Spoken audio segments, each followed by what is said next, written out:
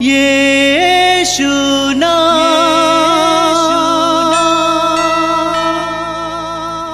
यीशु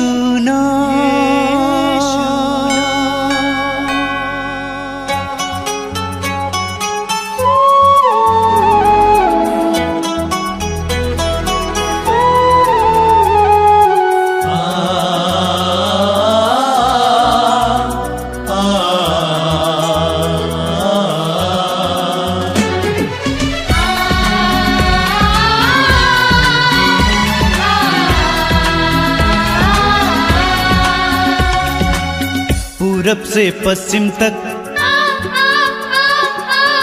उत्तर से दक्षिण तक, पूरब से पश्चिम तक, उत्तर से दक्षिण तक, गूंजे गूंजे यीशु नाम, यीशु नाम। पूरब से पश्चिम तक, उत्तर से दक्षिण तक, गूंजे गूंजे यीशु नाम, यीशु नाम।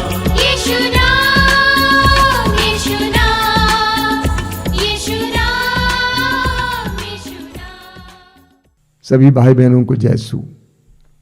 मैं आप सभी का इस मातृधाम सत्संग में स्वागत करना चाहता हूं। ये आध्यात्मिक भोजन है और इस आध्यात्मिक भोज में मैं आप सभी का स्वागत करता हूं। हम शुरू करते हैं प्रभु की स्तुति के द्वारा। ईश्वर की स्तुति के द्वारा मनुष्य का हृदय ईश्वर की ओर अभिमुख हो जाता है।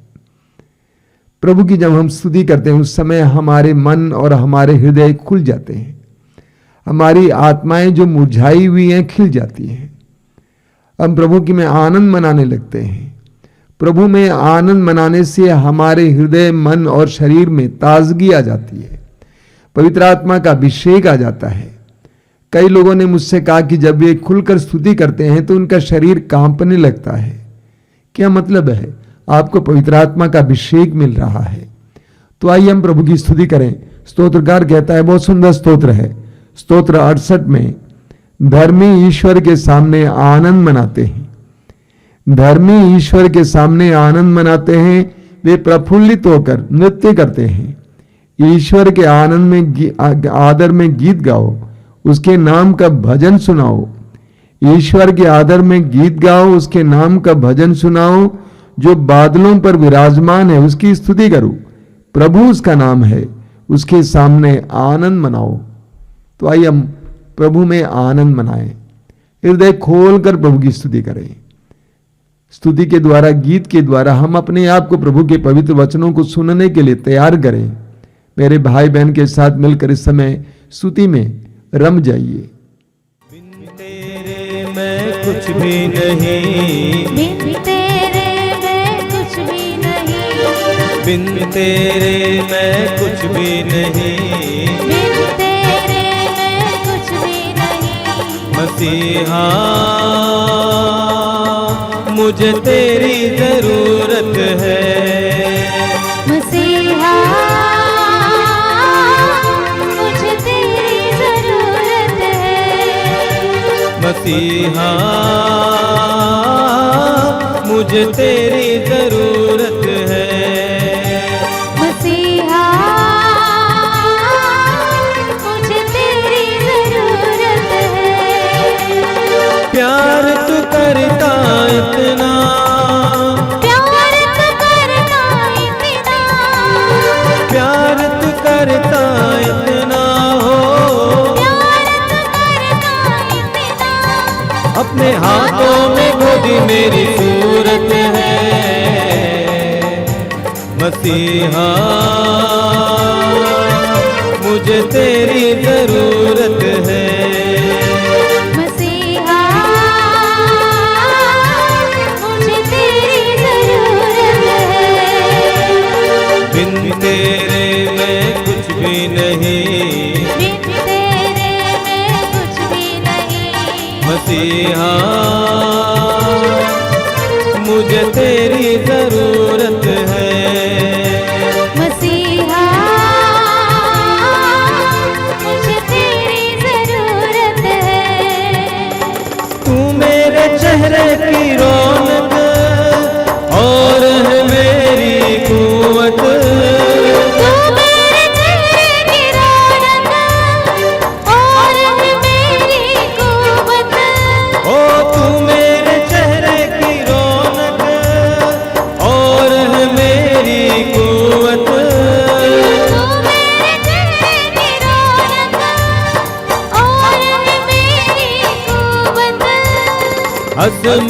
और जलाल के बाद तुझसे है मेरी जीनत।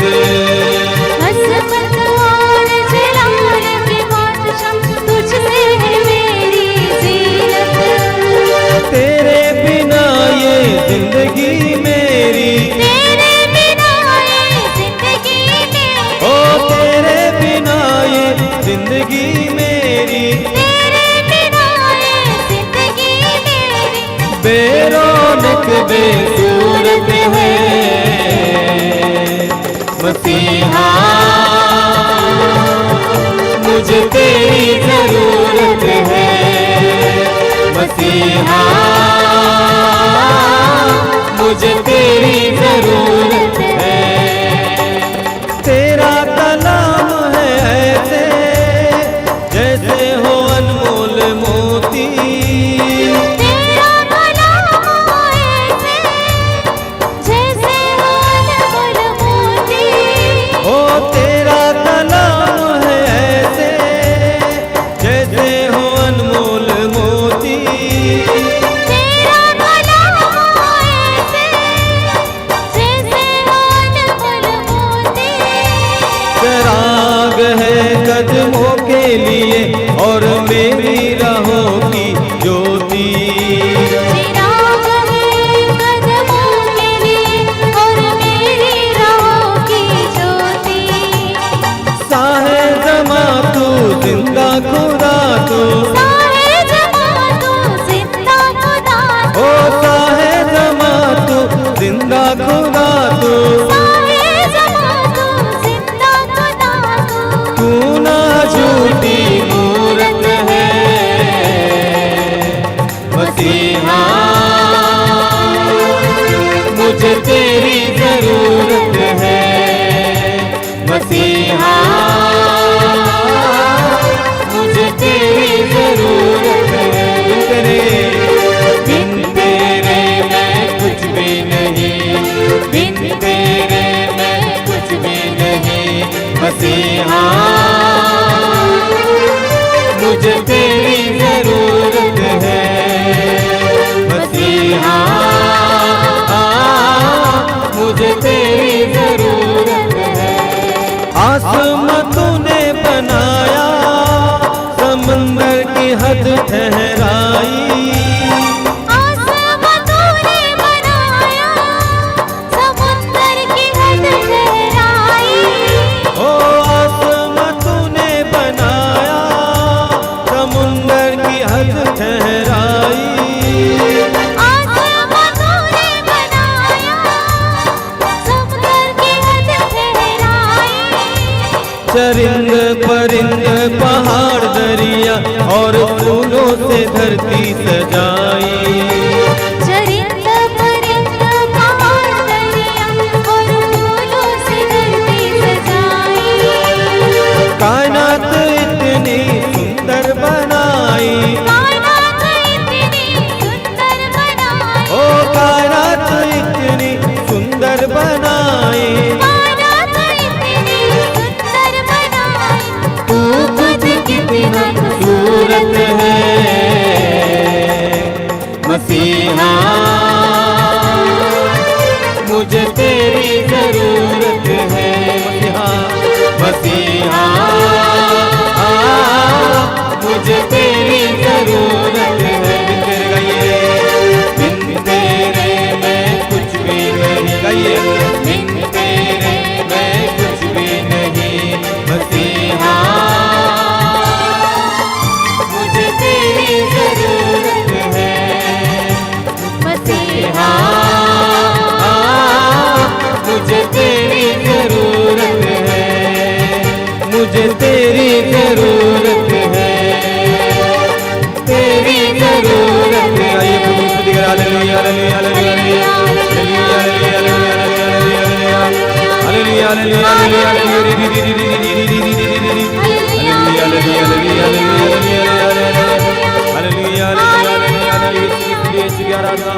यीशु की महिमा, यीशु की स्तुति, हालेलुया हालेलुया हालेलुया हालेलुया हालेलुया हालेलुया हालेलुया हालेलुया हालेलुया हालेलुया।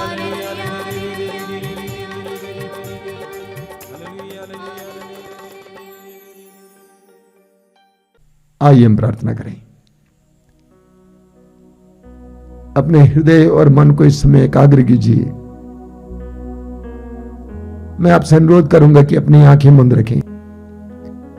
अगर आप इस सत्संग में भाग लेने के लिए बैठे हुए हैं, अपने आप को शांत करें। प्रभु के पवित्र वचनों को सुनने के लिए अपने आप को तैयार करें। जब तक आपका हृदय प्रभु के पवित्र वचनों के लिए तैयार नहीं होगा, तब तक प्रभु का वचन आपके जीवन में अच्छी फसल नहीं ला सकता है। अपने आप को शांत कीजिए। मैं जानता हूं कि इस समय आपके हृदय और मन में बहुत सारी चिंताएं हैं, व्यथाएं हैं। उन सारी बातों के समय प्रभु के हाथ में समर्पित कीजिए। प्रभु से कहिए कि मैं जानता हूं कि मेरी चिंता करने से कोई भी फर्क नहीं होने वाला है, लेकिन मेरे समर्पण के द्वारा बहुत कुछ होने वाला है। मैं अपने जीवन की सारी चिंताओं को तेरे सामने रखता हूं। मैं विश्वास करता हूं कि तू एक करुणामय प्रभु है, तू सामर्थ्यवान प्रभु है, तू चमत्कारी प्रभु है, असंभव को संभव करने वाला प्रभु है। मैं तुझ पर भरोसा रखता हूं। आइए मेरे भाई और बहनों, अपने आप को प्रभु के सामने लाइए। आंखें बंद कीजिए, हृदय खोलिए। प्रभु के लिए अपने आप को खोलिए। अपने हृदय में प्रभु को आनंद से भरने दीजिए। प्रभु आपको प्यार करते हैं, आपके जीवन में आना चाहते हैं, आपकी परिस्थितियों में आना चाहते हैं। क्यों विश्वास नहीं करते? क्यों भरोसा नहीं करते हैं? क्यों घबरा जाते हैं? क्यों टूट जाते हैं? प्रभु को आपके जीवन में आने दीजिए। इस समय अपने हृदय और मन को खोलिए। शैतान की बात को मत सुनिए, निराशा को भगाइए। आनंद के साथ प्रभु के साथ जुड़ने के लिए तैयार हो जाइए। प्रभु के पवित्र वचनों को सुनने के लिए अपने आप को तैयार हो कीजिए। आनंद के साथ हम प्रभु के पवित्र वचनों को सुनेंगे। आज के दिन प्रभु आपके जीवन में चमत्कार और चिन्ह प्रकट करेंगे। एक ऐसे विश्वास के साथ इस सत्संग में भाग लेंगे, इस प्रार्थना में भाग लेंगे। हृदय और मन को खोलिए, पवित्र आत्मा के लिए खोलिए। प्रभु यीशु, मैं तुझे धन्यवाद देता हूं इन पलों के लिए, मेरे भाई बहनों के लिए जो इस समय इस कार्यक्रम से जुड़े हुए हैं। मैं विश्वास करता हूं कि वे जहां कहीं भी हों, तो उनके करीब है। उनको स्पर्श करना, उनको चंगा करना, उनके बंधनों को खोलना, आज की इस प्रार्थना के दौरान चमत्कार और चिन्ह उनके जीवन में प्रकट करना। आइए मेरे भाई और बहनों, पवित्र आत्मा के अभिषेक के लिए हम प्रार्थना करें कि पवित्र आत्मा हमारी बुद्धि को प्रकाशित करे, हमारे मनों को प्रकाशित करे, हमारे हृदयों को उत्साही बनाए, हमारी आत्माओं को जागृत करे। अपनी आंखें बंद करके, हाथ खुला रखकर, भाई बहन के साथ मिलकर पवित्र आत्मा के आदर में गीत गाएंगे। इस गीत के साथ साथ अपने आप को तैयार कीजिए कि प्रभु आपसे बोलें, प्रभु अपने दिव्य वचनों के द्वारा आपके जीवन में कार्य करें। प्रार्थना में लग जाइए।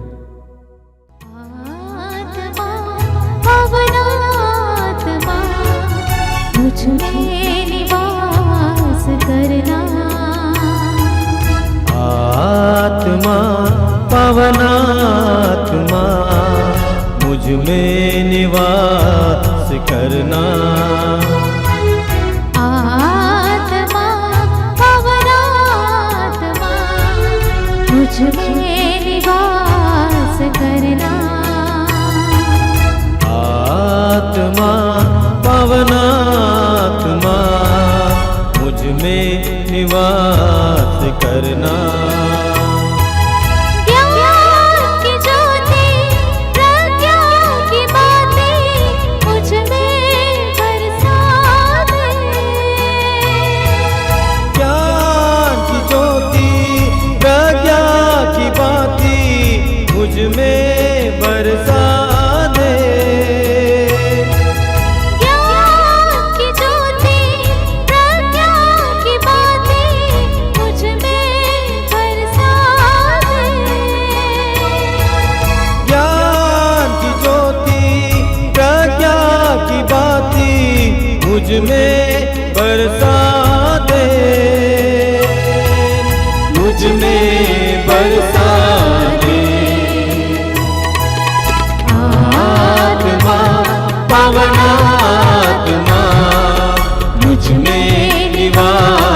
से करना।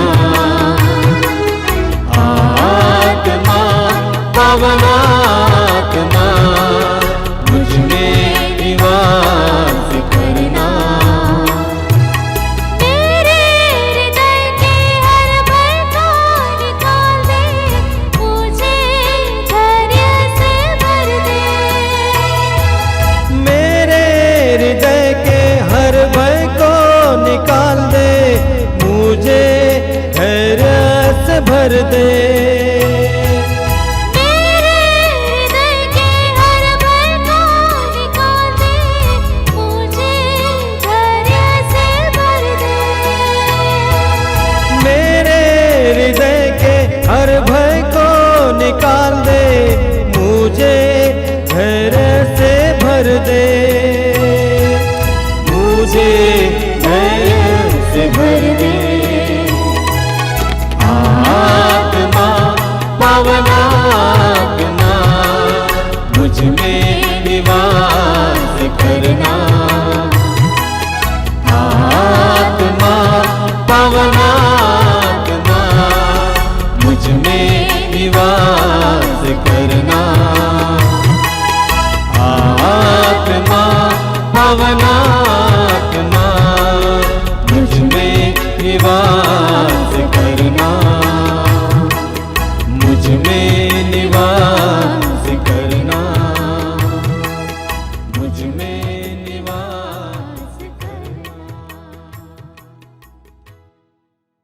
अपनी आंखें खोलें। मेरे प्रिय भाई और बहनों, हम सभी प्रभु को धन्यवाद देते हैं प्रभु की आशीषों के लिए।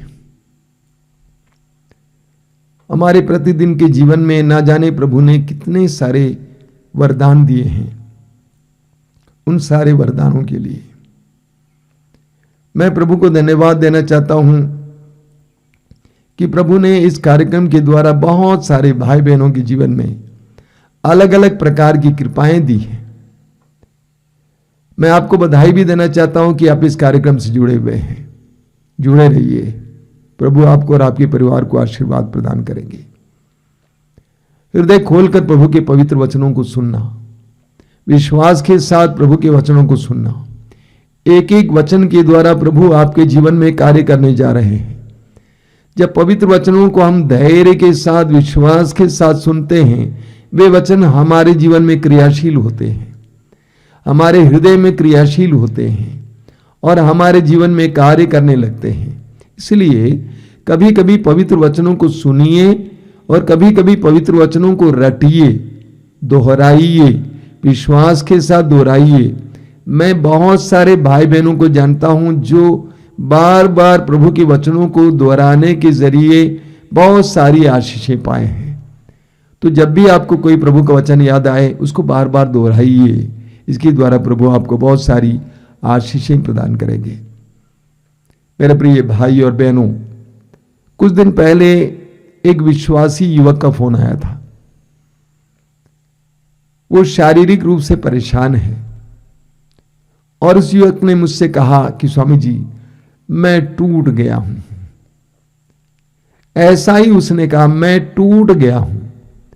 देखिए, कभी कभी हमारी जुबान से कुछ ऐसे शब्द निकलते हैं जो हमारे अंदर के भाव को प्रकट करते हैं। अभी मुझे याद है, कई साल पहले एक जगह काम कर रहा था। वहां पे एक छोटा सा रेलवे स्टेशन था। रेलवे स्टेशन के मास्टर के पास हम लोग जाया करते थे। वो मुझसे काफी उम्र में बड़े थे। मैं पूछा करता था कि कैसे हैं, तो बोला करते थे, क्या कहूं मित्र, जी नहीं रहा हूं, जीवन बिता रहा हूं। जी नहीं रहा हूं, जीवन बिता रहा हूं, सांस नहीं लेता हूं, आहें भरता हूं। कभी कभी हमारी जुबान से कुछ ऐसी बातें निकल जाती हैं जो हमारे अंतस्थल की वास्तविकता को प्रकट करते हैं। उस युवक ने कहा कि मैं टूट गया। मैंने कहा, क्या कहा तुमने? तुम एक विश्वासी हो। एक विश्वासी होकर तुम कैसे बोल सकते थे कि मैं टूट गया? मैंने कहा कि एक विश्वासी कभी टूट नहीं सकता है। प्रभु यीशु के जीवन में इतनी सारी यातनाएं, इतने सारे संकट आए, लेकिन यीशु टूटे नहीं, ना ही यीशु ने हमें टूटने को बताया है, सिखाया है। और फिर हम लोग विश्वासी हैं। एक विश्वासी टूट गया तो अन्य लोगों का क्या होगा? एक विश्वासी वो है जिसने सुसमाचार सुना है। अब सोचिए, आपको सुसमाचार मिलेगा तो आप आनंदित होंगे कि दुखी होंगे? मान लीजिए कि आपके भाई या आपके बेटे को एक अच्छी नौकरी मिल गई और लाखों का तनख्वाह है, तो ये सुसमाचार है आपके लिए। आप उस बात को सुनकर आनंदित हो जाएंगे। इतना ही नहीं, आसपास के जितने लोगों को आप फोन कर सकते हैं, मिल सकते हैं, उनसे मिलकर बोलेंगे, देखिए ऐसा हुआ है। तो एक विश्वासी कभी टूट नहीं सकता है, क्योंकि हमने सुसमाचार पाया है। हमने सुसमाचार पाया है। सुसमाचार क्या है? कुरिन्थियों का पहला पत्र अध्याय 15 उसके वाक्य 3 और 4 को पढ़िएगा। संत पौलुस कहते हैं वो सुसमाचार यह है कि यीशु हमारे पापों के प्रायश्चित के लिए मरे और यीशु तीसरे दिन मृतकों में से जी उठे। और ये सुसमाचार हमें आनंद से भर देता है कि यीशु ने हमारे पापों के लिए प्रायश्चित किया और यीशु मरने के बाद मृत्यु को हराया है, मृत्यु को नष्ट किया है, वो पुनर्जीवित हुए हैं। ये विश्वास हमें सामर्थ्य प्रदान करता है। ये विश्वास हमें कभी टूटने नहीं देता है। यही तो समस्या है। हमारा विश्वास क्या है?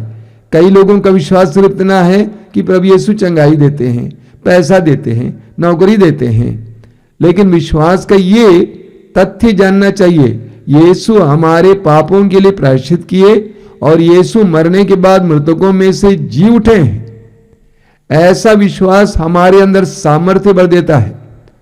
रोमियों के पत्र के अध्याय 4 वाक्य 20 में हम पढ़ेंगे, अंग्रेजी में इसका अनुवाद गुड न्यूज बाइबल में बहुत अच्छा है, कि इब्राहिम के बारे में बताया गया है, एब्राहिम ग्रू इन पावर थ्रू फेथ, यानी इब्राहिम विश्वास के द्वारा सामर्थ्य में, शक्ति में बढ़ा। तो विश्वास हमें टूटने नहीं देता है, बल्कि सामर्थ्य से भर देता है। और फिर हम लोग आशावान लोग हैं। हम विश्वासी लोग जो यीशु के पुनरुत्थान पर विश्वास करते हैं, आशावान लोग हैं। We are a people of hope.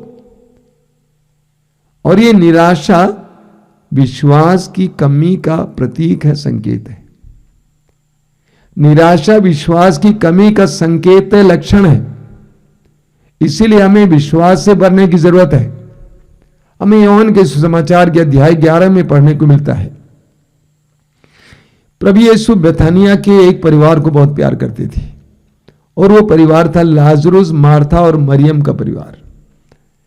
Lazarus गंभीर रूप से बीमार पड़ गया था और उसकी बहनों ने खबर प्रभु को दी कि जिसको आप प्यार करते हैं वो बीमार पड़ा है, लेकिन यीशु नहीं गए।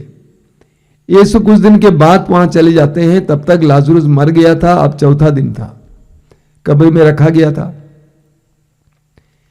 जब यीशु वहां की ओर जा रहे थे और मार्था को पता चला कि यीशु आ रहे हैं, वो दौड़कर यीशु के पास पहुंच गई।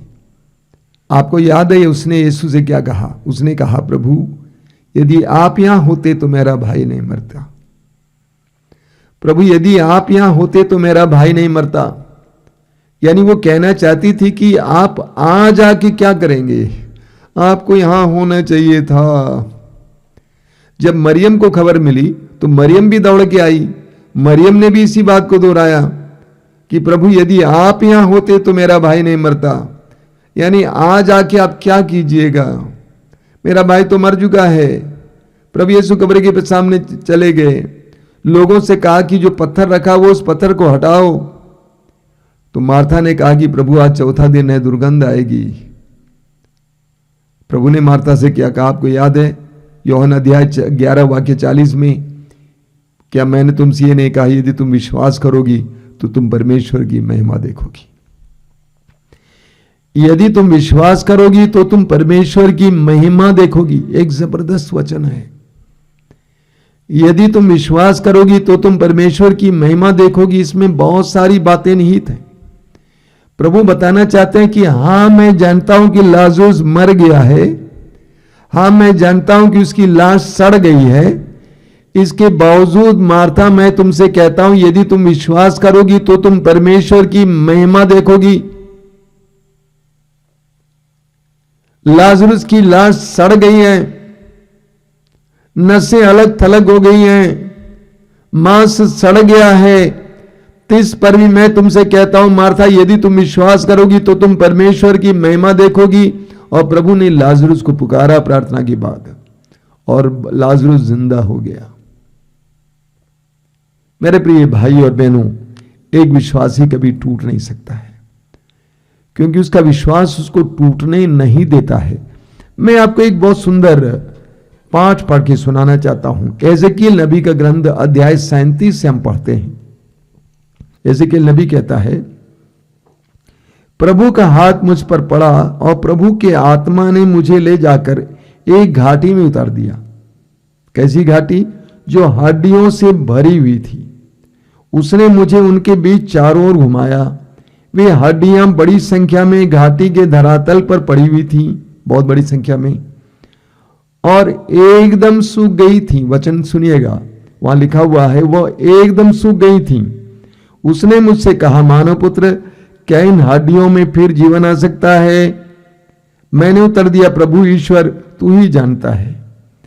इस पर उसने मुझसे कहा, इन हड्डियों से भविष्यवाणी करो, इनसे यह कहो, सूखी हड्डियों प्रभु की वाणी सुनो। प्रभु ईश्वर इन हड्डियों से कहता है, मैं तुम में प्राण डालूंगा और तुम जीवित हो जाओगी। मैं तुम पर स्नायुएं लगाऊंगा, तुम में मांस भरूंगा, तुम पर चमड़ा चढ़ाऊंगा, तुम में प्राण डालूंगा, तुम जीवित हो जाओगी और तुम जानोगी कि मैं प्रभु हूं। अजीब बात है। एजेकियल नबी से प्रभु ने कहा कि इन सूखी हड्डियों से कहो, इनसे भविष्यवाणी करो। अब एजेकियल की परिस्थिति सुनिए, क्या हाल होगा। लेकिन जैसे जैसे प्रभु ने कहा वैसे वैसे एजेकियल बोलता गया। वचन में लिखा हुआ, मैं उसके आदेश के अनुसार भविष्यवाणी करने लगा। मैं भविष्यवाणी कर ही रहा था कि एक खड़खड़ाती आवाज सुनाई पड़ी और वे हड्डियां एक दूसरे से जुड़ने लगी। एजेकियल भविष्यवाणी करता जा रहा था, जैसे प्रभु बोलते जा रहे थे वैसा एजेकियल दोहराता जा रहा था। एजेकियल ने सुना खड़खड़ाती आवाज और हड्डियां एक दूसरे से जुड़ने लगी, अस्थि पंजर बनने लगे। मैं देख ही रहा था कि उन पर स्नायुएं लगी, उनमें मांस भर गया, उन पर चमड़ा चढ़ गया, किंतु उनमें प्राण नहीं थे। उसने मुझसे कहा, मानव पुत्र, प्राण वायु को संबोधित कर भविष्यवाणी करो। ये कहकर भविष्यवाणी करो, प्रभु ईश्वर कहता है, प्राण वायु चारों दिशाओं में से आओ और उन मृतकों में प्राण फूंक दो, जिससे उनमें जीवन आ जाए। मैंने उसके आदेश अनुसार भविष्यवाणी की और उनमें प्राण आए। वे पुनर्जीवित होकर अपने पैरों पर खड़ी हो गईं। वह एक विशाल बहुसंख्यक सेना थी। सोचिए, एजेकियल को पवित्र आत्मा एक ऐसी घाटी पे खड़ा कर दिया जिसके चारों ओर सूखी हड्डियां थी और हड्डियां बिल्कुल सूख गई थी। एजेकियल को प्रभु ने आवाज दी कि जैसे मैं कहूंगा वैसे बोलते जाओ और तुम देखना। और एजेकियल भविष्यवाणी करता गया। सूखी हड्डियां एक दूसरे से जुड़ने लगी, अस्थि पंजर बन गए, चमड़ा चढ़ गया, स्नायुएं चढ़ गई, मांस चढ़ गया। अंत में उनके अंदर प्राणवायु भी फूका गया। वे एक भी बहुसंख्यक सेना की तरह खड़ी हो गई। ये होता है। आगे सुनिए। तब उसने मुझसे कहा, प्रभु ने मुझसे कहा, मानव पुत्र, ये हड्डियां समस्त इस्राएली हैं। वे कहते रहते हैं, हमारी हड्डियां सूख गई हैं, हमारी आशा टूट गई है, हमारा सर्वनाश हो गया है। इस सुंदर दृश्य के द्वारा प्रभु ने एजेकियल नबी से कहा, ये इस्राएली लोग हैं जो बराबर ये कहते रहते हैं कि हमारी हड्डियां सूख गई हैं, हमारा सर्वनाश हो गया है, अब कुछ नहीं होने वाला है। यह उस समय की बात है जब इस्राएल की जनता, उनमें से अधिकतर लोग गुलाम बनकर परदेश में जी रहे थे। उनकी आशाएं टूट गई थी। तो प्रभु ने एजेकियल नबी के द्वारा इस्राएलियों को बताया, नहीं मैं क्या करूंगा देख लो। आगे प्रभु कहते हैं, तुम उनसे कहोगे, प्रभु ये कहता है, मैं तुम्हारी कब्रों को खोल दूंगा मेरी प्रजा, मैं तुम लोगों को कब्रों से निकाल कर इस्राएल की धरती पर वापस ले आऊंगा। मेरी प्रजा, मैं तुम्हारी कब्रों को खोलकर तुम लोगों को उनमें से निकाल लूंगा, तो तुम जान जाओगे कि मैं प्रभु हूं।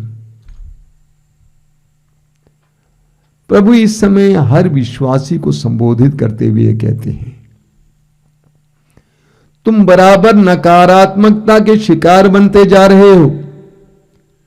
तुम बोलते जा रहे हो कि कुछ नहीं होने वाला है, मैं टूट गया हूं, मैं परेशान हो गया हूं, मैं दुखी हो गया हूं, मेरा परिवार बर्बाद हो गया है। लेकिन मैं तुम्हारी कब्रों को खोलूंगा, मैं तुम्हें तुम्हारी परिस्थितियों से बाहर ले आऊंगा। पिछले 30 साल से मैं सुसमाचार की सेवा में समर्पित हूं और मैंने देखा है हजारों लोगों के जीवन में जो निराश थे, आज प्रभु के चमत्कार और चिन्हों को अपनी ही नजरों से देखते हैं। कितने लोग टूट कर आते हैं आश्रम में, रोते हुए आते हैं, लेकिन आज आनंद का जीवन जीते हैं। बाइबल में जिस ईश्वर के बारे में बताया गया वो ईश्वर आशा प्रदान करने वाला ईश्वर है। The God of Bible is a God of hope. Bible का परमेश्वर आनंद प्रदान करने वाला, आशा प्रदान करने वाला ईश्वर है। इस्यास नबी अध्याय 54 वाक्य 10 ध्यान से सुनिए। प्रभु कहते हैं, चाहे पहाड़ टल जाएं, पहाड़ियां डावाडोल हो जाएं, किंतु तेरे प्रति मेरा प्रेम नहीं टलेगा। तेरे लिए मेरा शांति विधान डावाडोल नहीं होगा। तुम्हारे लिए, प्रभु कहते हैं, तुम्हारे लिए मेरे हृदय में, मेरे मन में जो योजना है, विधान है, वो डावाडोल नहीं हो सकता है। चाहे पहाड़ टल जाएं, पहाड़ियां टल जाएं, कुछ नहीं होने वाला है, क्योंकि मैं तुमसे प्यार करता हूं और मैं तुम्हें आशा प्रदान करता हूं। तो हमारा प्रभु हमें आशा प्रदान करने वाले प्रभु हैं। इस संसार में अधिकतर लोग हमारी आशा को तोड़ने वाले हैं। हमारे घर पे कोई विपत्ति आई, कोई मर गया, तो लोग आके हमारे घावों पर नमक लगा के चले जाते हैं, हमें और ज्यादा निराश करके चले जाते हैं। लेकिन पूरी बाइबल में प्रभु का वचन हमें सिखाता है कि मैं तुम्हें जीवन प्रदान करूंगा। इसीलिए प्रभु कहते हैं मत्ती अध्याय 21 वाक्य 22 में कि प्रभु यीशु कहते हैं, जो कुछ तुम विश्वास में मांगते हो, विश्वास के साथ मांगते हो, वो तुम्हें दिया जाएगा। जो कुछ तुम विश्वास के साथ मांगते हो वो तुम्हें दिया जाएगा। मार्कुस अध्याय 11 वाक्य 24 में प्रभु कहते हैं, प्रार्थना में तुम जो मांगते हो विश्वास करो तुम्हें मिल गया है और वो तुम्हें दिया जाएगा। यस, प्रार्थना में तुम जो मांगते हो विश्वास करो तुम्हें दिया जाएगा और वो तुम्हें दिया जाएगा। यूहन्ना अपने पहले पत्र के अध्याय 5 वाक्य 14 में कहते हैं कि हमें ईश्वर पर पूरा भरोसा है। हमें ईश्वर पर पूरा भरोसा है कि अगर हम उसकी इच्छा के अनुसार कुछ भी मांगे तो वह हमें वही प्रदान करेगा। तो हमारा ईश्वर आशा प्रदान करने वाला ईश्वर है। इसलिए ख्याल कीजिए, अगर आपके अंदर निराशा है तो मैं ये बताना चाहता हूं, ये निराशा ईश्वर से नहीं आती है। ये निराशा ईश्वर से नहीं आती है, ये शैतान से आती है। उस पर जीत पाना आवश्यक है। पुराने विधान के इब्राहिम को याद कीजिए। रोमियों के पत्र के अध्याय 4 वाक्य 18 और 19 को पढ़िएगा। इब्राहिम ने निराशाजनक परिस्थिति में भी आशा रखकर विश्वास किया। और इब्राहिम की निराशाजनक परिस्थिति क्या थी कि वे 99 वर्ष के हो गए थे और उनकी पत्नी बांझ थी। उस बुढ़ापे में भी इब्राहिम ने आशा रखकर विश्वास किया। इब्राहिम के अंदर विश्वास था, इसीलिए इब्राहिम के अंदर आशा भी थी। प्रभु यीशु को याद कीजिए, 33 साल की उम्र में यीशु के साथ कितना बड़ा अत्याचार हुआ, यीशु को संकटों का सामना करना पड़ा, तब भी यीशु टूटे नहीं, क्योंकि यीशु का विश्वास मजबूत था। यीशु का विश्वास मजबूत था। स्तोत्र 118 उसके वाक्य 7 में स्तोत्रकार कहता है कि मैं नहीं मरूंगा। स्तोत्र 118 वाक्य 17 में मैं नहीं मरूंगा, मैं जीवित रहूंगा और प्रभु का बखान करूंगा। स्तोत्रकार कहता है कि मैं नहीं मरूंगा, मैं जीवित रहूंगा, मैं प्रभु का बखान करूंगा। हर दुखी भाई बहन को इस वचन को बार बार दोहराना चाहिए, अपने दिल में दोहराते जाइए। मैं नहीं मरूंगा, मैं नहीं टूटूंगा, मैं जीवित रहूंगा और प्रभु का बखान करूंगा। कई साल पहले मैंने एक बहुत सुंदर तस्वीर देखी। तस्वीर में एक बंदर एक रस्से के अंतिम छोर पर, अंतिम सिरा पर लटका हुआ है। उसके नीचे लिखा हुआ था अंग्रेजी में, When you have come to the end of the rope, make a note and hang on। यानी जब तुम अपने रस्से के अंतिम सिरा तक पहुंच जाते हो, अंतिम छोर तक पहुंच जाते हो, तो गिरना नहीं, कूदना नहीं, बल्कि गांठ बनाकर टंगे रहो। इंतजार करो, इंतजार करो, प्रभु की प्रतीक्षा करो, कूदो मत, निराश मत हो। जब तुम्हें लगता है कि मेरे जीवन का अंतिम छोर पहुंच गया है, ये अंतिम सिरा है, आगे कुछ दिखाई नहीं दे रहा है, व्यापार टूट गया है, नौकरी चली गई है, बच्चा मर गया है, फसल बर्बाद हो गई है, ऐसा लगता है कि अंत हो रहा है, गांठ बनाइए, टंगे रहिए। वचन में लिखा हुआ है, स्तोत्र 27 उसके वाक्य 14 में, प्रभु की प्रतीक्षा करो, दृढ़ रहो, साहस रखो, प्रभु की प्रतीक्षा करो। प्रभु की प्रतीक्षा करो। क्या आप दुख में हैं, पीड़ा में हैं? क्या डॉक्टरों ने कहा कि कुछ नहीं किया जा सकता है? क्या आपको लगता है कि आगे कुछ नहीं हो सकता है? वचन में लिखा हुआ है, प्रभु की प्रतीक्षा करो, दृढ़ रहो, साहस रखो। प्रभु की प्रतीक्षा करो, दृढ़ रहो, साहस रखो, टंगे रहिए, प्रभु की प्रतीक्षा करते रहिए। किस समय प्रभु आपके जीवन में हस्तक्षेप करने जा रहे हैं, प्रतीक्षा करते रहिए। हमें बाइबल में एक सुंदर ग्रंथ पढ़ने को मिलता है, यूदित का ग्रंथ। मौका मिले तो जरूर पढ़ेंगे। यूदित के ग्रंथ के अध्याय 8 से 13 तक पढ़ना। असूर देश का राजा अपनी सेना को भेज दिया इस्राएल पर। इस्राएल के छोटे छोटे प्रांतों को सेना अपने वश में कर दी जा रही थी। सेना का सेनाध्यक्ष था होलोफर्नेस। एक एक छोटे छोटे प्रांत को अपने अधिकार में करता जा रहा था, लेकिन जब बेथुलिया पहुंच गया, बेथुलिया के पास पहुंच गया, बेथुलिया के लोगों ने उसका इनकार किया। उन्होंने राजा के साथ संधि करने से इनकार किया, समझौता करने से इनकार किया। होलोफर्नेस और सेना ने क्या किया? सेना ने बेथुलिया की ओर जो पानी बहता था, उस पानी के प्रवाह को काट दिया, बंद किया।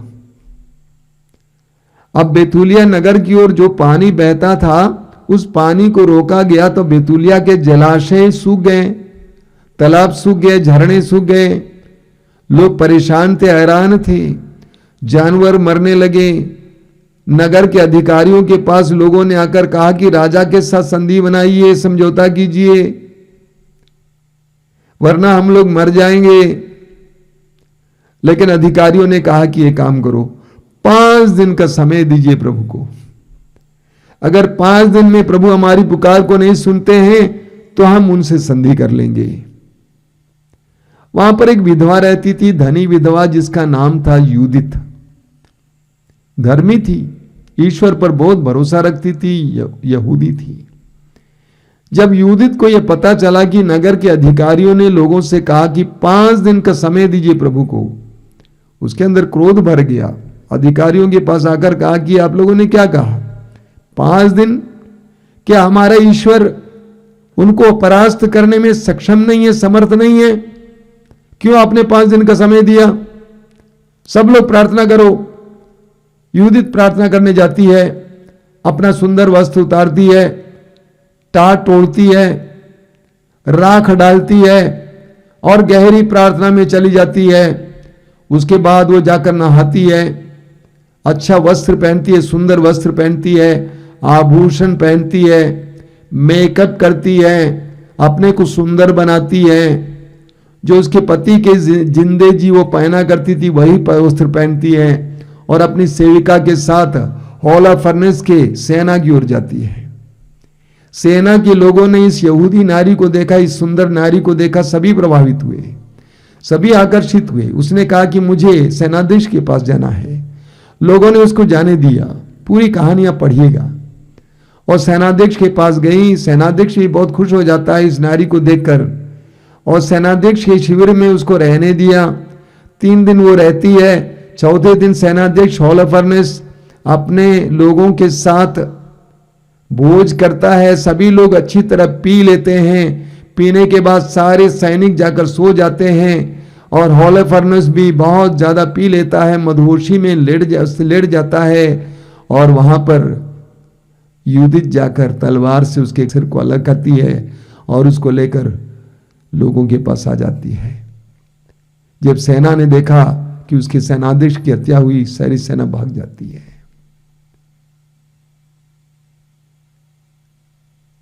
यूदित ने ईश्वर के सामर्थ्य को अपने में धारण किया।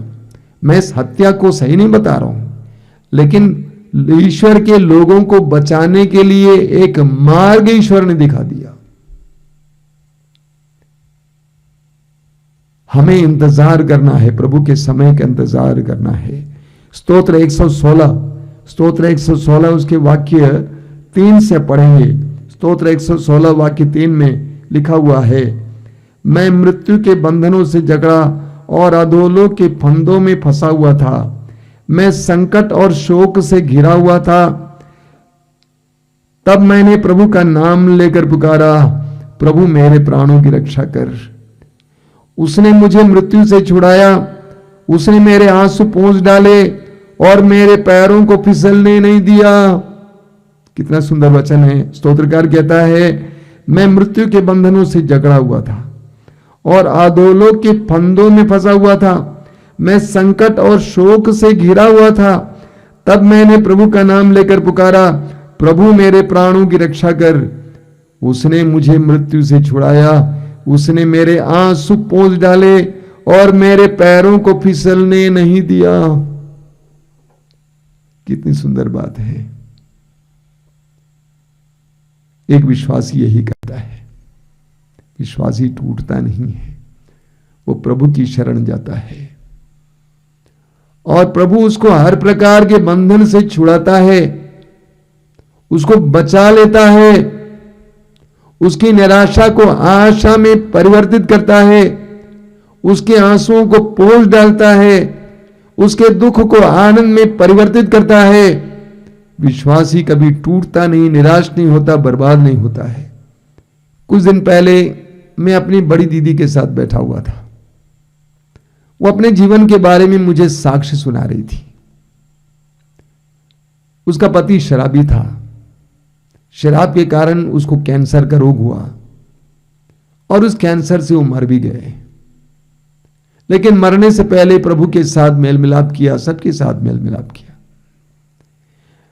जब मेरे जीजा मर रहे थे, उस समय मेरी दीदी के पास मात्र 2 कमरे का एक छोटा मकान था और 2 बिस्वा जमीन थी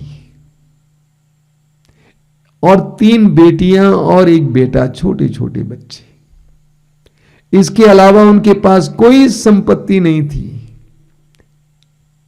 मेरी दीदी कोई काम नहीं करती थी। अब वो क्या करती? वो प्रभु के पास जाती थी उसने कहा कि बेटा मैं गिरजाघर जाती थी, प्रभु के सामने बैठती थी, रोती थी, अपनी परिस्थिति को प्रभु के सामने रखती थी। जब मैं बाहर आती थी गिरजाघर के पुरोहित मुझसे पूछा करते थे क्यों रो रही हो, तो मैं उनसे भी कुछ नहीं बोलती थी, मैं चुपचाप घर चली जाती थी। आप विश्वास नहीं करेंगे, उस विधवा ने ईश्वर पर भरोसा रखते हुए अपनी 3 बेटियों को नर्सेस ट्रेनिंग कराई, नर्सेस बनाई, अपने एक बेटे को इंजीनियर बनाया। एक बार उसने कहा कि मैं पापा के पास गई हुई थी, पिताजी के पास, यह कहकर कि बेटी को पढ़ाने के लिए पैसा चाहिए। पिताजी ने कहा कि बेटी अभी तो मेरे पास कुछ नहीं है। और मेरी दीदी उस दिन दोपहर को थोड़ा सो गई थी और नींद में प्रभु ने सपना दिया।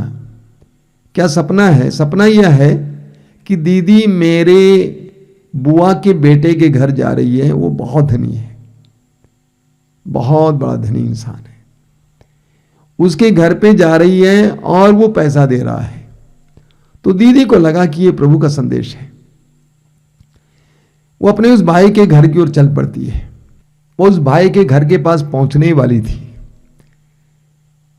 कि उसने देखा कि वो भाई अपनी कार में आ रहा है। कार दीदी के पास आई, कार रुक गई। वो भाई बाहर आया, कहा कि दीदी आपके पति के मरने के बाद मैं आपसे मिल नहीं पाया हूं, मुझे माफ करना, अब मेरे घर पे आ जाइए। और दीदी को अपने घर ले गए।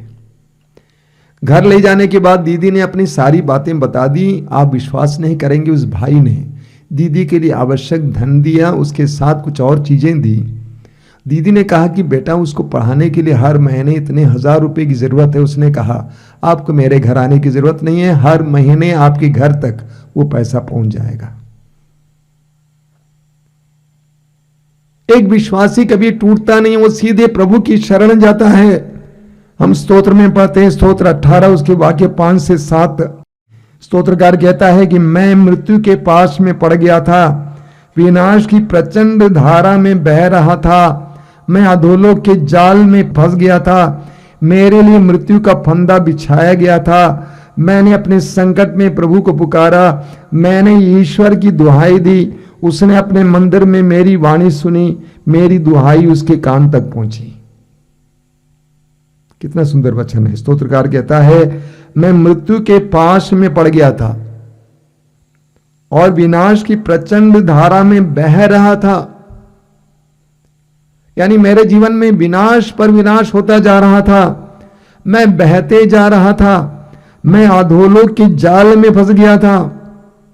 मुझे लगा कि मृत्यु मुझे ले जा रही है, मेरे लिए मृत्यु का फंदा बिछाया गया था, मेरी आंखों के सामने मृत्यु दिखाई दे रही थी। मैंने अपने संकट में प्रभु को पुकारा, मैंने अपने ईश्वर की दुहाई दी, उसने अपने मंदिर में मेरी वाणी सुनी, मेरी दुहाई उसके कान तक पहुंची, मेरी दुहाई उसके कान तक पहुंची। विश्वासी को हमेशा अपनी टूटी फूटी अवस्था में प्रभु की ओर दौड़ने की जरूरत है, प्रभु के पास जाने की जरूरत है। स्तोत्र 30 उसके वाक्य 4 को सुनिए। स्तोत्र 30 उसके वाक्य 4 में लिखा हुआ है, प्रभु तूने मुझे अधोलोक से निकाला, मैं मरने को था और तूने मुझे नवजीवन प्रदान किया।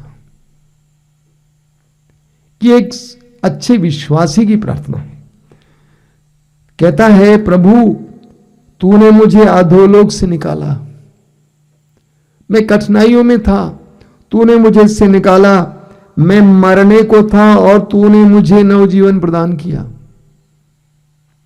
मैं मरने को था और तूने मुझे नवजीवन प्रदान किया। अचानक मुझे याद आता है सन 2000 की एक घटना। सन 2000 में प्रभु के पास्का का त्योहार हम लोग मना रहे थे। रविवार के दिन शाम को कुछ मित्रों के साथ भोजन कर रहे थे, 20-25 लोगों के साथ। कुछ लोगों ने काफी दूर से एक रोगी को आश्रम ले आया। 3 पुरुष थे, एक नारी को लेके आया है। और उन्होंने भोजन के समय मुझे बाहर बुलवाया। उन्होंने कहा कि ऐसी ऐसी बात है। मैंने उनसे कहा सत्संग भवन के मंच पर लिटा दो, मैं बाद में आ जाऊंगा। भोजन के बाद मैं अपने मित्रों के साथ जा रहा था गेट की ओर। अचानक मुझे याद आया कि ऐसा ऐसा रोगी आया हुआ है। मैं सत्संग भवन में मंच के पास गया अपने मित्रों के साथ। मैंने देखा एक नारी लेटी हुई है, उसके ऊपर कपड़ा बिछा डाला हुआ है, और उन भाइयों ने कहा कि उसको पागल कुत्ते ने काट दिया था 25 दिन पहले, और अब डॉक्टरों ने कहा कि वो मर चुकी है। लोगों ने कहा कि ले जाके जलाएंगे, लेकिन हमने सोचा कि आश्रम लेके आएंगे। मैंने कपड़ा हटाकर देखा, एक नारी थी, 30-35 साल की नारी, 2-3 बच्चों की मां। दिल में बहुत दुख हुआ। अपने मित्रों को सड़क पर छोड़ने के बाद मैं वापस आ रहा था। सत्संग भवन के करीब पहुंचने पर मुझे प्रभु की आवाज सुनाई दी, उसके पास चले जाओ। मैं उस नारी के पास चला गया और उसके कान में बोलता गया कि सुनो, उसका नाम रेखा था, रेखा सुनो, आज यीशु के पुनरुत्थान का दिन है। वही यीशु कहता है आज मेरे पुनरुत्थान का दिन है, आज तुम मर नहीं सकती। उसके बाद मैं जोर जोर से हालेलुया हालेलुया हालेलुया बोलता गया उसके कान में। काफी देर के बाद मैं थक गया, मैं अपने कमरे की ओर चला गया। उससे पहले मैं उन लोगों से कहा कि तुम लोग भी बैठकर जोर जोर से हालेलुया उसके कान में बोलते जाना। मैंने कहा मेरे कमरे से सुनाई देना चाहिए, और वे चिल्ला चिल्ला कर हालेलुया बोलते गए, हालेलुया बोलते गए, हालेलुया बोलते गए। आप जानते हैं रात को 1-1:30 बजे वो नारी उठ बैठती है, वो भी चिल्ला चिल्ला कर हालेलुया बोलने लगती है, जिसको डॉक्टरों ने कहा कि मर चुकी है। डॉक्टरों ने कहा कि वो मर चुकी है, वो उठ बैठती है और प्रभु की स्तुति करने लगती है। इतना बड़ा चमत्कार प्रभु ने किया। मेरे प्रिय विश्वासी भाई और बहनों, कभी टूटना नहीं। इस्यास नबी अध्याय 65 वाक्य 17 में प्रभु कहते हैं मैं एक नए आकाश और एक नई पृथ्वी की सृष्टि करूंगा। मैं एक नए आकाश और नई पृथ्वी की सृष्टि करूंगा। प्रकाशना ग्रंथ अध्याय 21 वाक्य 5 में प्रभु कहते हैं मैं सब कुछ नया बना देता हूं। हमें निराश नहीं होना है। लूकस के सुसमाचार के अध्याय 5 और यूहन्ना अध्याय 21 में हम पढ़ेंगे, पेतरुस और अन्य शिष्य रात भर परिश्रम किए लेकिन एक भी मछली नहीं पकड़ पाए, और वे तट पर आए और अपने जाल को साफ कर रहे थे। लूकस अध्याय 5 में हम पढ़ते हैं प्रभु यीशु ने पेतरुस की नाव को लिया, उस पर बैठकर वचन सुनाया, और पेतरुस और अन्य शिष्यों से कहा कि मछली पकड़ने के लिए नाव को गहरे पानी में ले चलो और जाल बिछाओ। पेतरुस ने कहा कि हमने रात भर परिश्रम किया गुरुवर, एक भी मछली पकड़ नहीं पाए, आपके कहने पर हम करेंगे। वे निराश थे। रात भर परिश्रम करने के बाद भी एक भी मछली नहीं पकड़ पाए। अब सोचिए उनके परिवार के लोग कैसे कितने निराश होते बाद में। ऐसी परिस्थिति में उनका मुक्तिदाता यीशु तट पर आ जाते हैं। जब आप निराशा में हैं, मुक्तिदाता आपके करीब हैं। टूटो मत, बल्कि उस मुक्तिदाता से जुड़ो। वो आपकी निराशा को आशा में बदल देंगे, आपकी परिस्थिति को बदल देंगे। आंखें बंद कीजिए, प्रार्थना कीजिए। समय प्रभु मेरी निराशा को आशा में बदल दे, मुझे कभी भी निराश ना होने दे।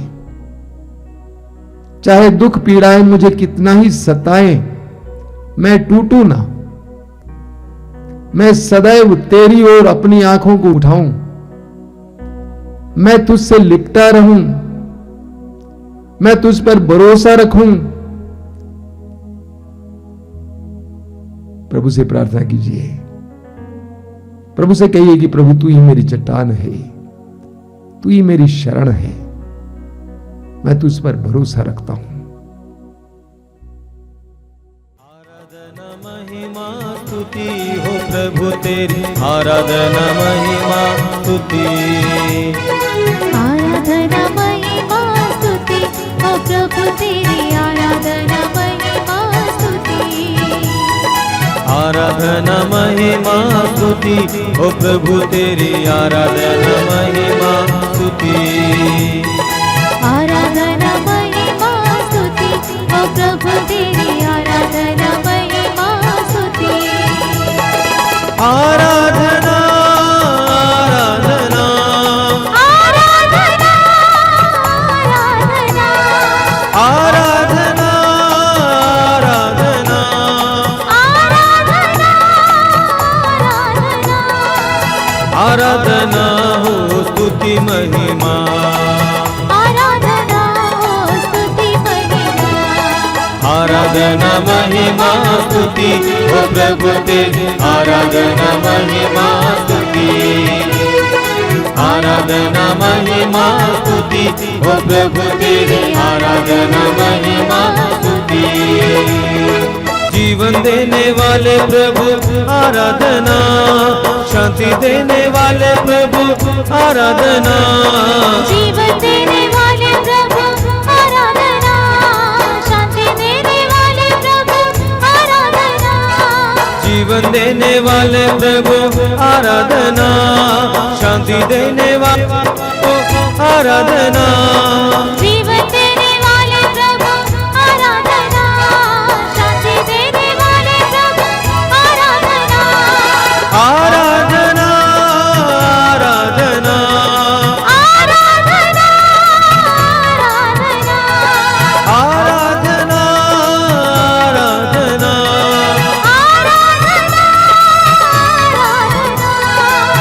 आराधना हो स्तुति महिमा आराधना हो स्तुति महिमा सब मिलकर आराधना महिमा स्तुति ओ प्रभु तेरी आराधना महिमा स्तुति ताली बजाकर गाइए आराधना महिमा स्तुति ओ प्रभु तेरी आराधना महिमा स्तुति और एक बार गाएंगे आराधना महिमा स्तुति ओ प्रभु तेरी आराधना महिमा स्तुति शक्ति देने वाले प्रभु आराधना मुक्ति देने वाले प्रभु आराधना शक्ति देने वाले प्रभु आराधना मुक्ति देने वाले प्रभु आराधना शक्ति देने वाले प्रभु आराधना मुक्ति देने वाले प्रभु आराधना शक्ति देने वाले प्रभु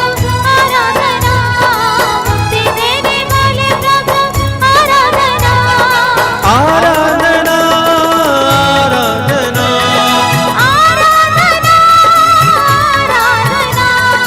आराधना आराधना आराधना आराधना आराधना हो स्तुति महिमा आराधना हो स्तुति महिमा सब मिलकर गाएंगे आराधना महिमा स्तुति हो प्रभु तेरी आराधना महिमा स्तुति सब मिलकर गाएं आराधना महिमा स्तुति हो प्रभु तेरी आराधना महिमा स्तुति एक और बार गाएंगे आराधना महिमा स्तुति हो प्रभु तेरी आराधना महिमा स्तुति क्षमा देने वाले प्रभु आराधना चंगा देने वाले प्रभु आराधना क्षमा देने वाले प्रभु आराधना चंगा देने वाले प्रभु आराधना क्षमा देने वाले प्रभु आराधना चंगा देने वाले प्रभु आराधना क्षमा देने वाले प्रभु आराधना चंगा देने वाले प्रभु आराधना आराधना आराधना आराधना आराधना आराधना आराधना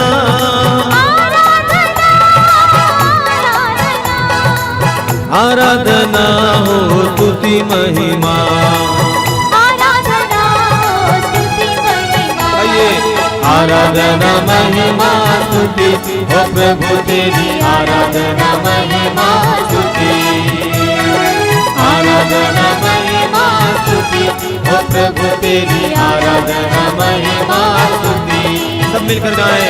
आराधना महिमा स्तुति ओ प्रभु तेरी आराधना महिमा स्तुति। ऊंचाई में आराधना महिमा स्तुति ओ प्रभु तेरी आराधना महिमा स्तुति। आराधना महिमा स्तुति ओ प्रभु तेरी आराधना महिमा। आइए प्रभु की स्तुति करेंगे। हालेलुया हालेलुया हालेलुया हालेलुया हालेलुया हालेलुया। यीशु की स्तुति, यीशु की आराधना, यीशु की महिमा। हालेलुया हालेलुया हालेलुया हालेलुया। परमपिता परमेश्वर की आराधना, परमपिता यीशु की आराधना, पवित्र आत्मा की स्तुति, पवित्र आत्मा धन्यवाद। हालेलुया हालेलुया हालेलुया हालेलुया हालेलुया हालेलुया। यीशु की स्तुति, यीशु की आराधना, यीशु की हालेलुया हालेलुया। सारे लोग प्रभु की स्तुति करें। हालेलुया हालेलुया हालेलुया हालेलुया हालेलुया हालेलुया हालेलुया।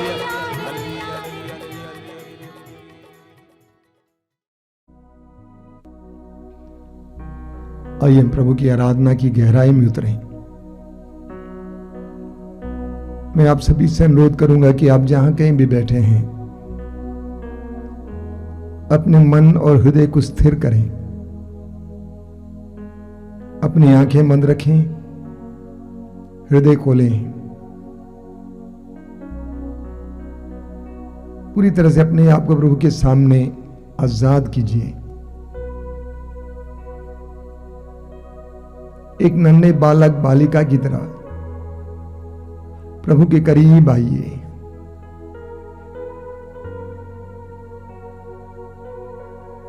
आप कितने ही बड़े क्यों न हो, उम्र में, पद में, पैसे में, अपने को छोटा बनाइए।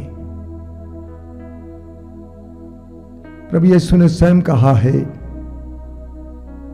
ईश्वर का राज्य बच्चों जैसों का है।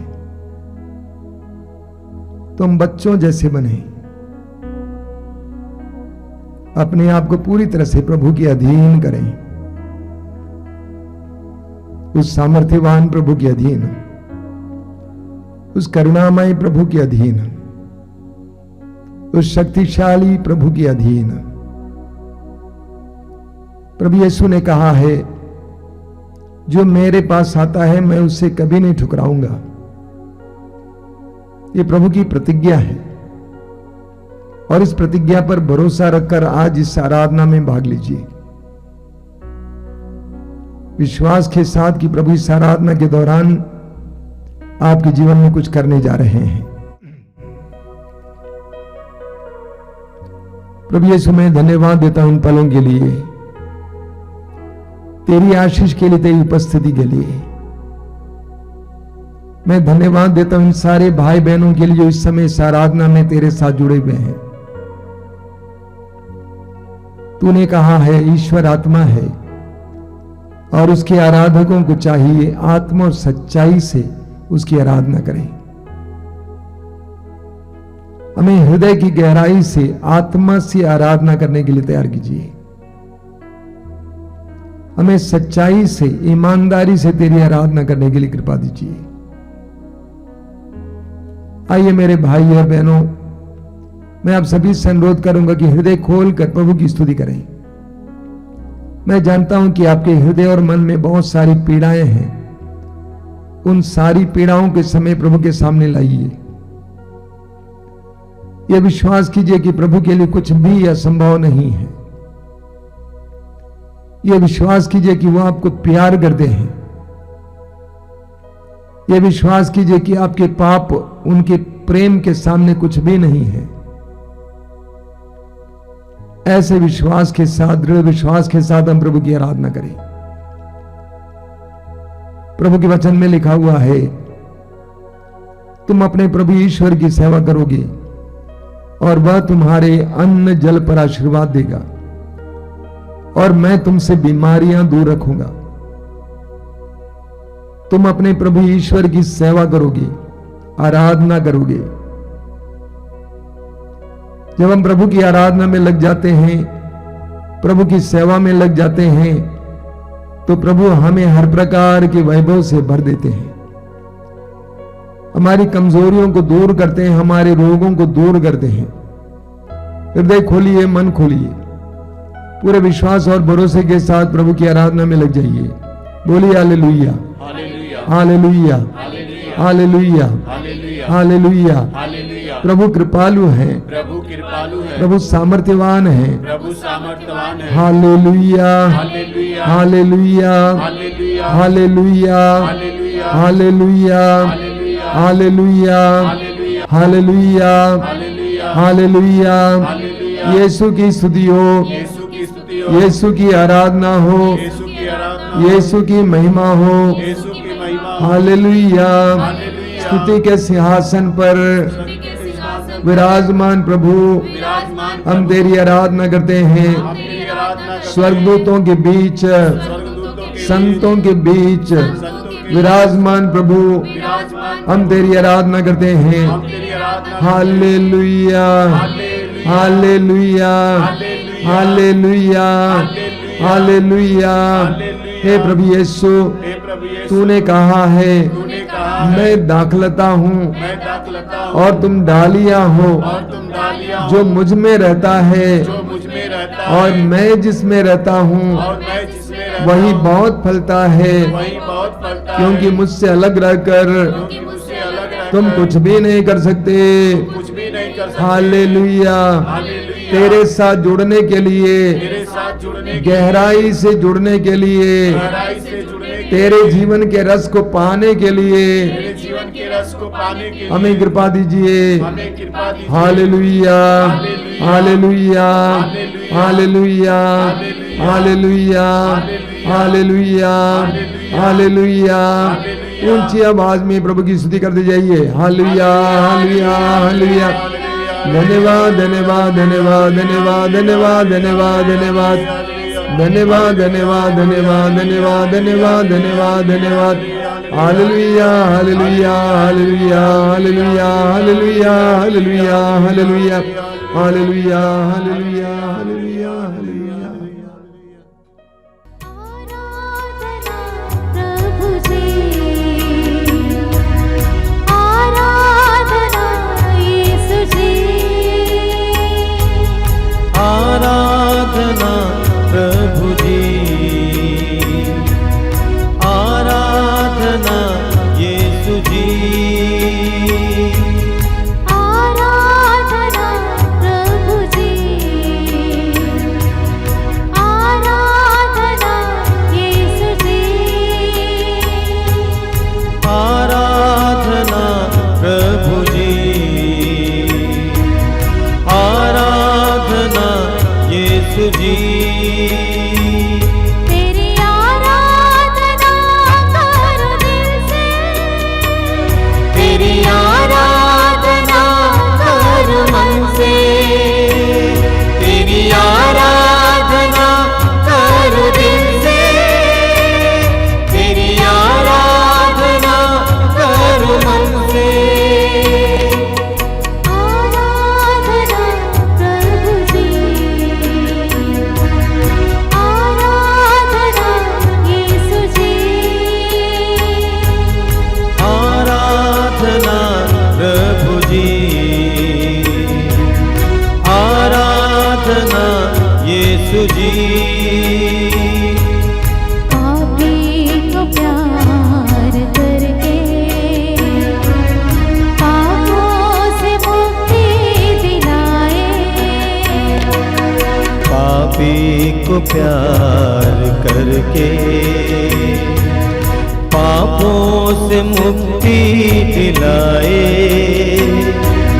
बीमारों को चंगा करके बीमारी से मुक्ति दिलाए, बीमारों को चंगा करके बीमारी से मुक्ति दिलाए, कोढ़ियों को चंगा करके कोढ़ से छुटकारा दिलाए, कोढ़ियों को चंगा करके कोढ़ से छुटकारा दिलाए, कोढ़ियों को चंगा करके कोढ़ से छुटकारा दिलाए, चंगा करके कोढ़ से छुटकारा दिलाए। आराधना प्रभु जी, आराधना यीशु जी, आराधना प्रभु जी, आराधना यीशु जी, आराधना प्रभु जी, आराधना यीशु जी, आराधना प्रभु जी, आराधना यीशु जी।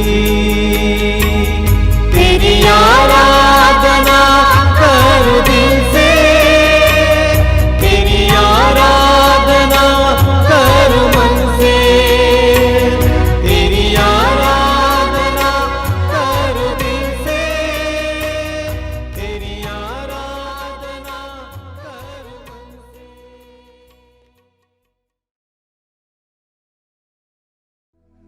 अपनी आंखें खोले। मेरे प्रिय भाई और बहनों, हमारे प्रतिदिन के जीवन में जब हमें व्यावहारिक जीवन जीना होता है और हमें कठिनाइयों का सामना करने को होता है तो हम घबरा जाते हैं, हम दुखी हो जाते हैं, कभी कभी हम निराश हो जाते हैं, हम टूट जाते हैं। हमें लूकस के सुसमाचार के अध्याय 8 में पढ़ने को मिलता है। प्रभु यीशु अपने शिष्यों के साथ गलीलिया झील पार कर रहे थे। शिष्य और यीशु नाव में थे। अचानक आंधी उठी और समुद्र की लहरें ऊपर उठने लगी और नाव पानी से ढकी जा रही थी, वचन कहता है। और सभी शिष्य घबरा गए, सोचा कि हम मरने जा रहे हैं, हम डूबने जा रहे हैं। शिष्यों ने जाकर प्रभु को जगाया और कहा कि प्रभु हमें बचाइए, हम डूब रहे हैं। प्रभु ने आंधी को शांत किया। आंधी को शांत करने के बाद प्रभु ने एक सवाल किया शिष्यों से, तुम्हारा विश्वास कहां है? Where is your faith? तुम्हारा विश्वास कहां है? हमारे जीवन की कठिनाइयों का समय, दुख विपत्तियों का समय हमारे विश्वास के परीक्षा का समय है। दुख विपत्तियों का समय हमारे लिए विश्वास का प्रमाण देने का समय है। दुख विपत्तियों के द्वारा हमारे विश्वास की परख होती है। पेतरुस अपने पहले पत्र के अध्याय 1 वाक्य 6, 7 इत्यादि में कहते हैं कि दुखों के द्वारा, विपत्तियों के द्वारा हमारे विश्वास की परख होती है, परीक्षा होती है। और पेतरुस एक सुंदर उदाहरण देते हैं, स्वर्ण का, सोने का उदाहरण। पेतरुस कहते हैं सोना भी तो आग में तपाया जाता है। जो सोना इतनी कीमती है, वो सोना यूं ही मिट्टी में नहीं पाया जाता है, अन्य धातुओं के साथ मिला हुआ होता है। जब उसको आग में तपाया जाता है तो सोना अलग हो जाता है और फिर सोने से जेवर बनाने के लिए फिर उसको तपाया जाना होता है, तब वो बहुत कीमती हो जाता है। हमारे विश्वास को भी इसी तरह विभिन्न प्रकार के दुख विपत्तियों की परीक्षा से गुजरना पड़ता है, आग से गुजरना पड़ता है। जब विपत्तियां आती हैं, दुख आ जाते हैं, अगर हम टूट जाते हैं, इसका मतलब हमारा विश्वास कमजोर है। अगर हमारा विश्वास मजबूत है तो हम सुरक्षित रहते हैं, हम दृढ़ बने हुए रहते हैं। बाइबल में पुराने विधान में एक बहुत सुंदर उदाहरण है अय्यूब का उदाहरण, जोब का उदाहरण। जोब एक धनी व्यक्ति थे, भक्त थे, प्रभु पर भरोसा रखते थे, उनके पास बहुत संपत्ति थी, बच्चे थे, कोई कमी नहीं थी। लेकिन जोब, अय्यूब की परीक्षा ली गई। अय्यूब के जीवन में विपत्ति पर विपत्ति आई। अय्यूब की संपत्ति गई, जानवर गए, बच्चे दबकर मर गए, अय्यूब के शरीर में फोड़े आए, उन सारे क्षणों में अय्यूब स्थिर रहे, दृढ़ बने रहे, अपने विश्वास का प्रमाण दिए। हमारे प्रतिदिन के जीवन में भी प्रभु दुखों के जरिए, पीड़ाओं के जरिए हमारे विश्वास के प्रमाण की मांग करते हैं। आप याकूब का पत्र पढ़ेंगे, अध्याय 1 में याकूब स्पष्ट शब्दों में कहते हैं, जब आपको अनेक प्रकार की विपत्तियों का सामना करना पड़े तो अपने आप को धन्य समझिए, अपने आप को धन्य समझिए, अपने आप को दुर्भाग्यवान ना समझे, धन्य समझे, तब हमारे अंदर आशा बनी रहेगी। हम नहीं टूटेंगे, हम मजबूत रहेंगे, हम अपने विश्वास का प्रमाण देंगे। प्रभु यीशु आज अपने पवित्र वचनों के द्वारा हमें इसकी ओर इंगित करते हैं, इशारा करते हैं। अपने विश्वास का प्रमाण दो, प्रभु पर दृढ़ भरोसा, दृढ़ विश्वास। आंखें बंद कीजिए, हृदय खोलिए, इस समय प्रभु से कहिए कि प्रभु मुझ पर दया कर। मेरा विश्वास डगमगा जाता है, परीक्षाएं आने पर, विपत्तियां आने पर मैं टूटने लगता हूं, मेरा विश्वास टूटने लगता है, मेरा भरोसा टूटने लगता है। प्रभु मेरे विश्वास को मजबूत कीजिए, मेरे विश्वास को दृढ़ कीजिए, मुझे टूटने मत दीजिए। प्रभु जब मैं विश्वास में कमजोर हो जाता हूं, मैं टूट जाता हूं, विश्वास में दृढ़ रहता हूं तो मैं टूट नहीं सकता हूं। मेरे विश्वास को दृढ़ कीजिए। जिस तरह मार्कुस के समाचार के अध्याय 9 में उस जवान व्यक्ति के पिता ने कहा, मैं विश्वास करता हूं, मेरे विश्वास की कमी को पूरा कीजिए। जिस तरह लूकास के समाचार के अध्याय 17 में उसके वाक्य 5 में शिष्यों ने कहा, प्रभु हमारे विश्वास को बढ़ाइए। हम भी इसी समय कहना चाहते हैं, प्रभु हमारे विश्वास को बढ़ाइए, हमारे विश्वास को बढ़ाइए, हमारे विश्वास को दृढ़ कीजिए, ताकि हम टूटे ना, बल्कि हम बराबर अपने विश्वास की पहचान दे सकें, प्रमाण दे सकें। इस समय प्रार्थना कीजिए, प्रभु हम सबको विश्वास की दृढ़ता प्रदान करें, हमें आशा प्रदान करें। विश्वास के द्वारा आशा उत्पन्न होती है, आशा हमारे जीवन में उम्मीदें लाती है। हम टूटेंगे नहीं। एक तरफ से बंद हो जाए रास्ता, दूसरा तरफ खुलेगा, हम विश्वास करेंगे। आइए हम हृदय खोलकर प्रभु की स्तुति करते हुए विश्वास के वरदान के लिए प्रार्थना करेंगे। हालेलुया, हालेलुया, हालेलुया, हालेलुया, हालेलुया, हालेलुया, हालेलुया, हालेलुया, हालेलुया, हालेलुया, हालेलुया, हालेलुया, हालेलुया, हालेलुया, हालेलुया, हालेलुया। विश्वास को दृढ़ कीजिए, विश्वास को दृढ़ कीजिए, विश्वास को दृढ़ कीजिए। हालेलुया, हालेलुया, हालेलुया, हालेलुया, हालेलुया, हालेलुया। बराबर हम प्रभु से प्रार्थना करें, प्रभु हमारे विश्वास को बढ़ाइए, हमारे विश्वास को दृढ़ कीजिए।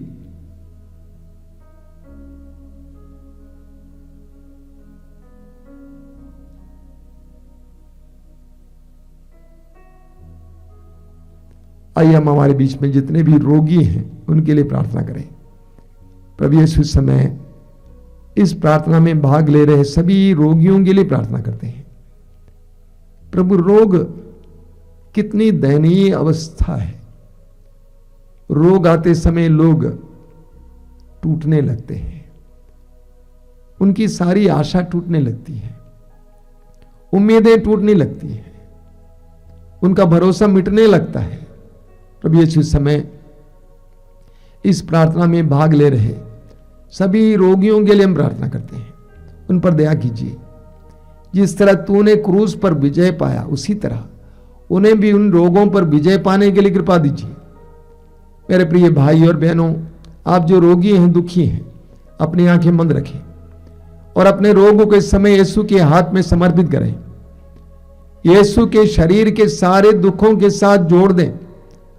2000 वर्ष पहले कलवारी पहाड़ पर प्रभु यीशु ने क्रूस पर लटकते समय जो दुख झेला, उससे पहले भी जो दुख झेला, उन सारे दुखों के साथ अपने दुखों को जोड़िए और इस समय अपने दुखों को प्रभु को समर्पित कीजिए। और इस समय प्रभु को धन्यवाद देते हुए प्रार्थना कीजिए कि प्रभु आपको स्पर्श कर रहे हैं, अपने पवित्र रक्त की शक्ति और सामर्थ्य के द्वारा हमें आपको आजाद कर रहे हैं। आइए हम इसके लिए प्रार्थना करते हुए प्रभु की स्तुति और आराधना करेंगे। हालेलुया हालेलुया हालेलुया हालेलुया हालेलुया हालेलुया हालेलुया हालेलुया हालेलुया हालेलुया हालेलुया हालेलुया हालेलुया आराधना आराधना आराधना आराधना आराधना चंगाई चंगाई चंगाई चंगाई चंगाई चंगाई चंगाई चंगाई चंगाई चंगाई चंगाई चंगाई चंगाई हालेलुया हालेलुया हालेलुया हालेलुया हालेलुया हालेलुया हालेलुया हालेलुया हालेलुया। कान में दर्द, कान से मवाद गिरना, कान से कम सुनाई देना, ऐसे कई भाई बहनों को प्रभु यीशु इस वक्त स्पर्श कर रहे हैं। मैं उनसे अनुरोध करूंगा इस समय इस चंगाई को ग्रहण करें, स्वीकार करें, अंगीकार करें और प्रभु को धन्यवाद देते जाएं। धन्यवाद यीशु, धन्यवाद यीशु, धन्यवाद यीशु। हमारे बीच में कुछ लोग ऐसे हैं जो खट्टी चीज नहीं खा पाते हैं। खट्टी चीज खाते ही उनको उल्टी हो जाती है या पेट में समस्या आती है। प्रभु यीशु आपको इस समय चंगाई दे रहे हैं, स्पर्श कर रहे हैं। धन्यवाद दीजिए, लोगों को बताइए, इस समय अंगीकार कीजिए, स्वीकार कीजिए। धन्यवाद यीशु, धन्यवाद यीशु, तेरी स्तुति हो, तेरी महिमा। पीठ में दर्द, पीठ में दर्द से कई लोग परेशान हैं। लेटना मुश्किल होता है, उठना बैठना मुश्किल होता है, चलते फिरते समय पीठ में दर्द होता है, झुकना मुश्किल होता है। यीशु आपको इस वक्त स्पर्श कर रहे हैं। वही यीशु जिसने 18 साल से जो नारी झुककर चलती थी उस नारी को स्वतंत्र किया, वही यीशु इसी वक्त आपको स्पर्श कर रहे हैं। स्वीकार कीजिए, अंगीकार कीजिए, चंगाई ग्रहण कीजिए, प्रभु को धन्यवाद दीजिए, साक्ष्य सुनाइए। धन्यवाद यीशु, धन्यवाद यीशु, धन्यवाद यीशु। Thank you Lord. मैं आपको कुछ सूचनाएं देना चाहता हूं हर रविवार की तरह। पहली सूचना, मातृधाम रेडियो अभी भी बहुत अच्छी तरह प्रसारित हो रहा है। मैं आपसे अनुरोध करूंगा मातृधाम रेडियो ऑनलाइन पर जरूर सुनें और उससे लाभ उठाएं। दूसरी सूचना, मातृधाम से प्रकाशित होने वाली पत्रिका प्रभु ने कहा आपको मातृधाम अकाउंट पर फेसबुक पर पढ़ने को मिलेगा, जरूर पढ़िएगा। ऑनलाइन कार्यक्रम, विशेष करके यूट्यूब के द्वारा जो कार्यक्रम होते हैं, मैं उसके बारे में आपको बताना चाहता हूं। प्रतिदिन 5 बजे सुबह रोज की रोटी, दोपहर को 3 बजे करुणामाला लाइव, शाम को 7 बजे कृपाधारा लाइव, रात को 8:30 बजे आशीर्वाद। इसके अलावा मंगलवार को शाम को 5 बजे युवाओं के लिए कार्यक्रम, शुक्रवार को 6 बजे शाम को पवित्र रक्ताभिषेक प्रार्थना, रविवार को सुबह 5 बजे मिसा बलिदान और दोपहर को 12 बजे ये मातृधाम सत्संग। इन सारे कार्यक्रमों के जरिए आशीर्वाद प्राप्त करें, कृपा प्राप्त करें। आइए हम लोग इस समय प्रभु की आशीष पाएंगे। जो लोग तेल और पानी लाए हैं, आपसे अनुरोध है कि आप अपने हाथ में उठाकर पकड़ेंगे। आशीर्वाद के समय प्रार्थना कीजिए कि प्रभु इसे शुद्ध कीजिए, पवित्र कीजिए, इसमें अपना सामर्थ्य उंडेल दीजिए।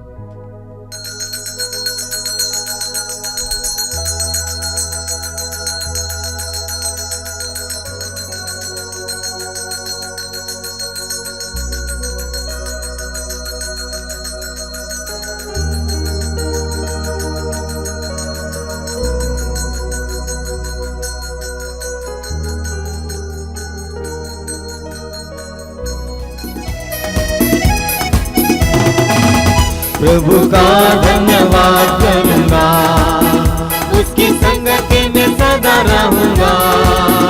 साथ चलूंगा मैं जय जय गाऊंगा, साथ चलूंगा मैं जय जय गाऊंगा। प्रभु का धन्यवाद करूंगा, उसकी संगति में सदा रहूंगा। साथ चलूंगा मैं जय जय गाऊंगा, साथ चलूंगा मैं जय जय गाऊंगा। प्रभु का धन्यवाद करूंगा।